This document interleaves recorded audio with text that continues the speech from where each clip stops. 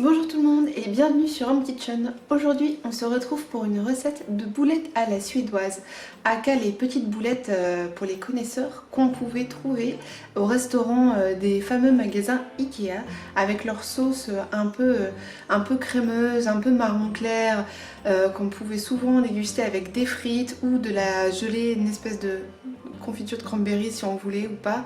En tout cas ces petites boulettes elles sont restées vraiment dans un coin de nos têtes pour beaucoup d'entre nous et aujourd'hui je voulais reproduire la recette en vegan. Donc vous allez voir absolument rien de compliqué, aucun ingrédient loufoque, vous pouvez trouver tout à côté de chez vous dans un magasin tout à fait basique. En attendant cette recette elle est simple. Même la petite sauce, voilà, c'est assez facile et franchement ça en vaut la peine pour les papilles. Donc tout de suite on se retrouve pour la liste des ingrédients.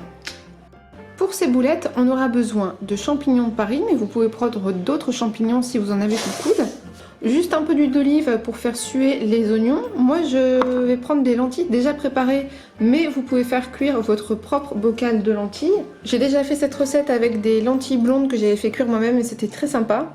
On aura aussi besoin de noix, les noix de Grenoble, un peu de persil, de l'oignon, de l'ail et un tout petit peu de sauce soja avec également, donc ça c'est un vieux morceau de pain sec que je vais retremper pour l'incorporer aux boulettes pour qu'elle soit vraiment moelleuse. Si vous n'avez pas de pain rassis, vous pouvez prendre par exemple à la place le même volume en chapelure ou bien aussi en avoine par exemple, ça marche très bien aussi.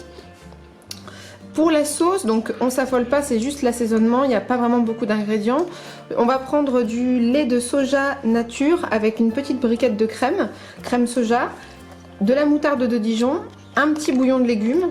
Là ici c'est du sel, du poivre, poudre d'oignon et d'ail, un peu de paprika et de muscade. Pour épaissir la sauce, on aura besoin de fécule de maïs et aussi je mets un peu de levure maltée, voilà, dans cette sauce, c'est tout à fait facultatif. Un autre petit ingrédient secret facultatif que je mets parfois dans les sauces pour avoir un très bon goût, c'est le marmite. Si ceux qui ne connaissent pas, c'est un espèce, je vais vous montrer, hein, de... C'est pas vraiment comme un bouillon de légumes, c'est un concentré, c'est une espèce de pâte qui ressemble un peu à de la molasse. Et voilà, alors c'est tout à fait facultatif dans cette sauce, mais voilà, il faut dire que ça ajoute un plus. Le pot est un petit peu cher, il est vendu dans les rayons du monde, là où je trouvais les kits pour les burritos, les sushis, etc. C'est un produit un peu anglais, je pense, ou américain. Mais par contre, même si on l'achète un peu cher, c'est un pot qui vous dure très très longtemps, hein. Il y a besoin vraiment d'une cuillère à café pour voilà, exhauster un peu les goûts de votre sauce ou quoi que vous fassiez. Donc c'est très très bon. Si vous n'avez jamais testé, vous pouvez essayer. Donc voilà pour les ingrédients de la recette. En premier lieu, on fait chauffer une poêle avec un peu d'huile d'olive et on vient verser notre oignon émincé bien finement pour le faire voilà, dorer au maximum. Lorsqu'il commence à être bien doré, bien coloré, je saupoudre très légèrement de sucre et je pousse la cuisson pendant encore 2 minutes, le temps qu'il soit caramélisé.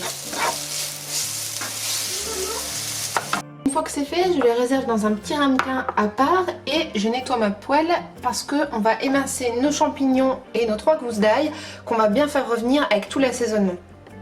Donc je remets une petite goutte d'huile d'olive et je viens balancer mes champignons finement émincés parce que ça va nous aider pour la suite. Et en termes de quantité, il y en a environ 120 grammes. Donc là, on va bien les poêler et on va venir mettre par au-dessus 3 gousses d'ail.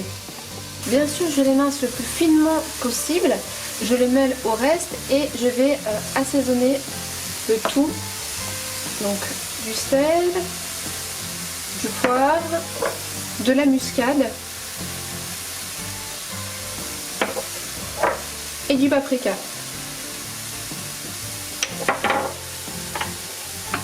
Si ça accroche très légèrement, vous pouvez rajouter une petite goutte d'olive. Et ensuite, pareil, on va réserver à part dans un petit ramequin. Avant de m'occuper de la suite des opérations, je vais faire tremper mon bout de pain bien rassis avec du lait de soja dans un saladier, comme ça il va bien se réhydrater. Là forcément il est dur, donc hop, Donc j'égoutte correctement vraiment bien mes lentilles qui étaient déjà cuites. Au total donc il y a une grosse boîte et une fois que c'est tout bien égoutté, vous devrez vous retrouver avec 500 g de lentilles déjà cuites. Sur une planche en bois, j'étale l'équivalent d'un petit verre de cerneau de noix de Grenoble et je vais venir les concasser grossièrement. Je veux pas les réduire en poudre, je veux juste voilà, bien les concasser, les écraser. Comme ça, on va les incorporer à notre mélange pour boulettes. Et vous allez voir, incorporer des noix dans un mélange de boulettes, c'est très intéressant gustativement, ça apporte un très léger croquant et en plus, voilà, c'est vraiment top, tip top, c'est vraiment très bon. Moi personnellement, je mets un torchon par au-dessus et puis je viens taper avec voilà, ce petit ustensile qui normalement sert à mon petit ravier, mais n'importe quoi fera l'affaire, hein, un culot de bouteille si vous n'avez pas. Donc voilà ce que ça donne en termes de texture, c'est bien, il y a des morceaux un peu plus petits, des morceaux un tout petit peu plus gros, mais globalement c'est bien écrasé. Donc j'ajoute aussi maintenant nos petits champignons voilà, revenus dans les épices avec l'ail. Et nos petits oignons voilà, bien dorés, bien roussis, légèrement sucrés.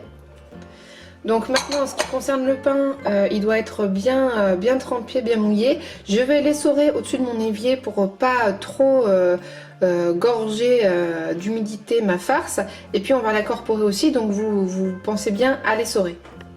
Donc là on a notre base pour la farce voilà, qu'on va faire pour les boulettes. Pour être sûr que ça tient, on va mettre 3 cuillères à soupe de fécule de maïs pour voilà, qu'il n'y ait pas de problème à la cuisson ou qu'elle se délaye pas complètement dans la sauce qu'on va faire ensuite. Et on va passer après à l'assaisonnement. Donc 3 cuillères à soupe. Avant de mettre vos éventuelles épices et de bien assaisonner, je vous conseille quand même de bien mélanger une première fois avec une fourchette. Si vous désirez, vous pouvez passer quelques coups de presse purée dans la farce pour que ça soit un petit peu plus fin. Mais si ça vous gêne d'avoir des petits morceaux dans les boulettes, moi ce que je trouve plutôt agréable, vous pouvez tout simplement passer cette farce au mixeur, voilà, quelques coups pour avoir quelque chose de plus lisse. Après quelques passages au presse-purée, donc voici ce qu'on a comme texture. C'est quand même assez, voilà, assez bien réduit. C'est une pâte qui se tient vraiment bien. Maintenant, il y a encore voilà, des bouts de noix, de lentilles, donc ça va rester chunky et c'est exactement ce que je souhaite. Pour l'assaisonnement, donc je mets juste une partie de mon bouquet de persil frais que j'ai cisaillé vraiment très finement. Une petite lichette de sauce soja. Je resale correctement.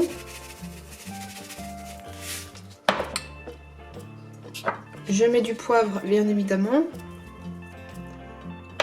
Je mets un tout petit peu de poudre d'oignon. Donc c'est assez différent en termes de goût que l'oignon frais, rissolé ou cuit vapeur, hein. Pareil pour la poudre d'ail, c'est une saveur différente, c'est pour ça que c'est assez sympa. Et je mets aussi un tout petit peu de levure maltée, c'est tout à fait facultatif, mais moi j'en mets un petit peu parce que je trouve que ça donne un très bon goût. Et voilà pour l'assaisonnement. Donc là on va tout bien remélanger, puis ensuite on va réserver le temps de faire chauffer notre friteuse. Pour le mode de cuisson, si vous ne voulez pas utiliser d'huile, vous pouvez simplement les faire cuire au four 15 minutes à 180 degrés en les retournant à mi-cuisson pour qu'elles soient bien dorées de tous les côtés.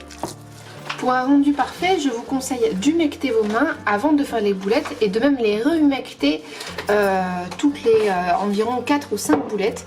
Donc comme ça vous aurez quelque chose de vraiment bien rond, parfait, qui colle pas aux mains surtout.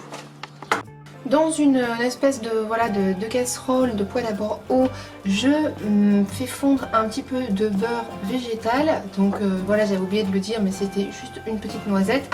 Du Primevère végétal par exemple, mais il y en a tellement d'autres maintenant, auxquels on va venir mettre, comme si on faisait un roux, de la fécule de maïs qui va absorber le beurre.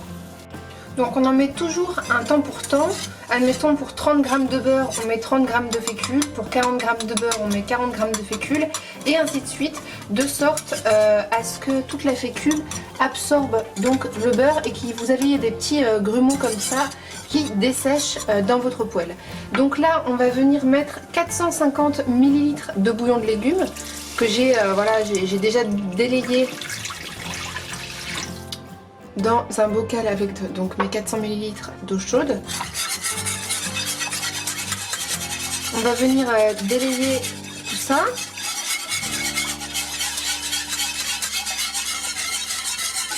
Puis on ajoute l'équivalent d'une cuillère à soupe de moutarde de Dijon. Donc pareil, entre chaque passage, je remélange. On délaye un petit peu. Le côté épicé de la moutarde va de toute façon s'effacer au fur et à mesure de la cuisson pour ne laisser que l'arôme. J'ajoute un petit peu de sauce soja.